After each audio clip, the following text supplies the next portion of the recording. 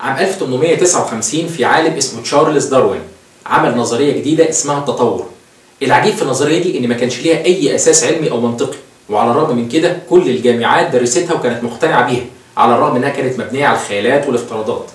إحنا النهارده جايين في القرن ال21 عشان نقدم لك نظرية جديدة عن ناس حقيقيين موجودين وسطينا وعايشين معانا، فقدوا أبسط معاني الإنسانية وغيبوا عقولهم. النظرية دي اسمها هز ديلك. ونظرية هز ديلك مبنية على 3 حاجات، 3 حاجات بس لو عملتهم هيبقى ليك ديل، وساعتها نقدر كلنا نقول لك مبروك، تقدر تهز ديلك. قلت لك باين، هز ديلك هز ديلك هز ديلك، خليك بلدي.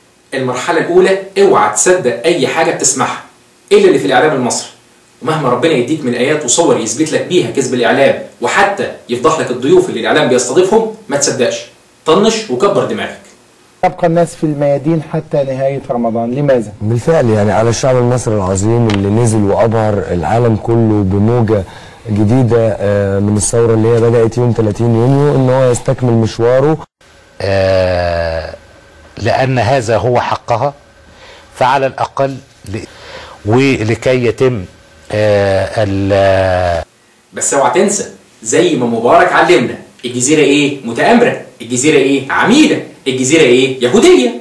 صناعة الأكاذيب داخل قناة الجزيرة. قد ايه الجزيرة بتغيب الناس. القناة الصهيونية الناطقة بالعربية دي اللي كل ما فيها صهيوني.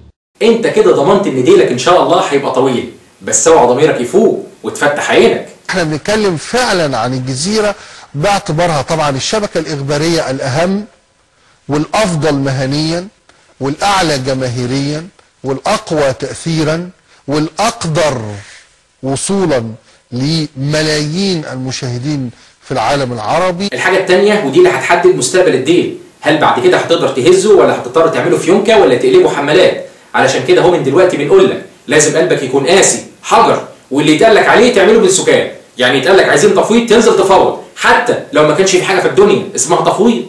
ينزلوا عشان يديني تفويض وأمر بإني أواجه العنف والإرهاب المحتمل. وخليك صريح وقول البلد دي حالها عمره ما هيتصلح الا لما يتمسح الارض بدم الاخوان، او نرجعهم تاني السجون والمعتقلات، والبدايه اهي نهد عليهم الرابعه والنهضه. انهي موضوع ربع العدويه ايا كانت الخسائر، ايا كانت الخسائر. وارد انه يقع ضحايا؟ طب ما هو وارد، امال هتعمل ايه؟ هنرش لهم منوم في الهوا؟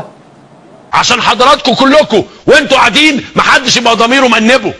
وان حد قال لك عيب ولا حرام قول له ما انتش فاهم، ده اعتصام مسلح والضحايا تعذيب رابعه والنهضه في كل مكان، والجثث هناك مدفونه تحت المنصه وفي كره ارضيه تحت الاعتصام، وادخل عليه بالدليل. لاستخراج اكثر من 20 جثه مقتوله من اسفل منصه رابعه العدويه.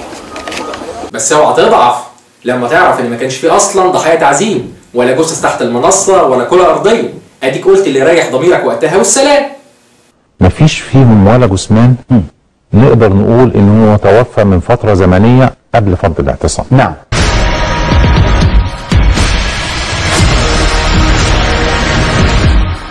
ولو حد قال لك الدم بقى كتير ومنك لله يا اللي فوضت، جادل معاه وقول له هو مات كام يا عم؟ ده اللي ماتوا كلهم 600 مش 6000 زي ما بيقولوا الاخوان. وقول له على فكره اللي ماتوا كلهم اخوان، والاخوان طول عمرهم كدابين ومعروفين ان هم بيتاجروا بالدم زي ما بيتاجروا بالدين، وادخل عليه بالدليل.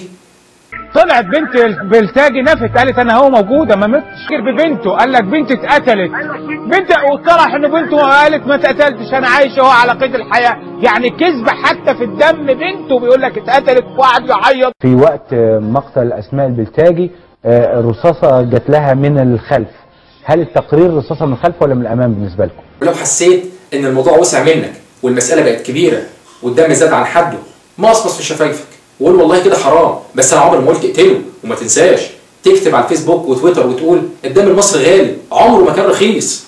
مساله تقتله دي عمري ما قلتها وما اقولهاش، كويس؟ عمري ما اقولها، كويس؟ واتحدى اي حد يطلع لي لفظ قلته بهذا المعنى، لانه ده موضوع موجود، الحاجات دلوقتي موجوده. مش مشكلتنا دلوقتي الفصل خالص في هذا الموضوع، مشكلتنا ان في دم. الحاجه الثالثه تقف زي الضفدع الذكر في موسم التزاوج وصوتك عالي والسيجاره ببقك وبعلو صوتك في وسط الناس تردد وتقول حماس. حركه حماس متورطه في قتل شهدائنا في رفح في شهر رمضان الماضي. واي مصيبه في مصر تحصل امسك في نفس النغمه وردد وقول هو مين يعني اللي بيلعب في البلد ورامي رجالته فيها غير حماس. انت تبعد بس عننا انت وحماسك، بعدوا بس عننا، خدوا رجالتكم اللي عندنا دول، خدوا ارهابكم، خدوا عنفكم، خدوا كل قسامكم اللي بيلعب في البلد وابعدوا عننا. ويلا كلنا في صوت جماعي واحد نردد ونقول مين سبب ازمه الكهرباء والبنزين والسولار اللي مصر عاشتها ايام مرسي؟ حماس. حركة حماس. حماس. حماس. حماس. حركة حماس. ومين سبب البرد والساعه اللي مصر بتعيشها؟ حماس. حركة حماس. حماس. حماس. حماس. حركة حماس. بس اوعى تضعف لما تلاقي الانفاق كلها اتهدد والمعبر اتقفل والكهرباء لسه بتقطع والبنزين مش موجود والسولار ناقص وانبوبه البوتاجاز مش موجوده.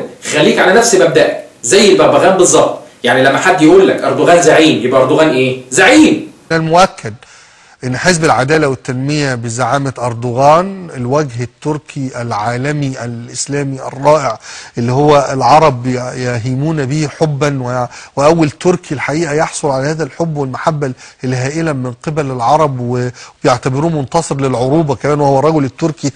ولما حد يقول لك اردوغان اهطل ومخبول يبقى اردوغان ايه؟ مخبول.